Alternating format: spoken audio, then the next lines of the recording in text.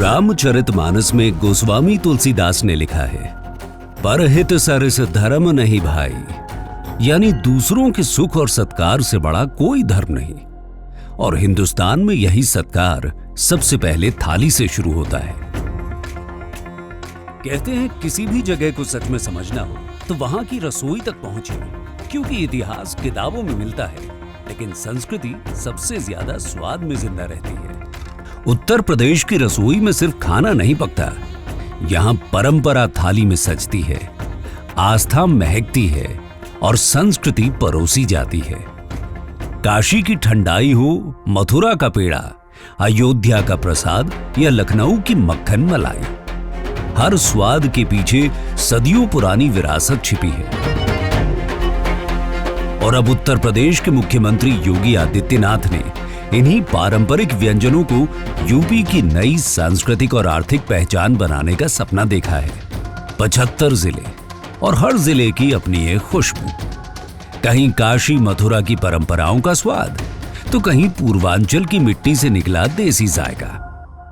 एक तरफ expressway, airport और निवेश की रफ्तार, दूसरी तरफ लोकल स्वाद को ग्लोबल पहचान देने की रणनीति। और इसी सोच से निकला है एक unique vision, one district one cuisine. स्थानीय उत्पाद को हम लोग जियो टैग कर सके और फिर इसके माध्यम से उसे वैश्विक पहचान दिला सके, उसकी पैकेजिंग की, उसकी ब्रांडिंग की और उसकी डिजाइनिंग को, वैश्विक मांग को, देश की मांग के अनुरूप उस प्रकार की प्रोडक्ट को हम यहां से एक्सपोर्ट कर सकें।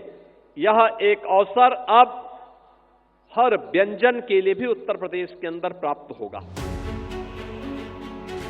जिस तरह वन डिस्ट्रिक्ट वन प्रोडक्ट योजना ने यूपी के हस्तशिल्प और स्थानीय उत्पादों को नई पहचान दी, उसी मॉडल पर अब पारंपरिक व्यंजनों को ब्रांड बनाया जाएगा।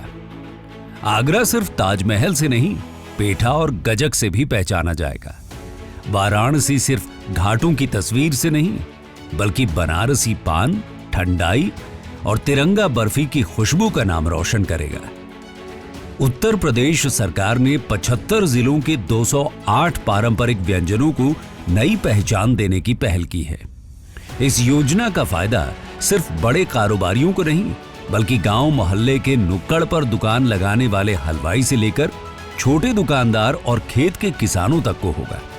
जैसे गुड़ की मिठास है, नांग खटाई है, ये कोई दोनों आइटम ऐसे हैं हमारे रेवड़ी गज्जक और नांग खटाई, ना किसी को शरीर में दिक्कत करने का, ना कुछ हार्मफुल है, ना कुछ केमिकल लगना है, ना कुछ लगनी है।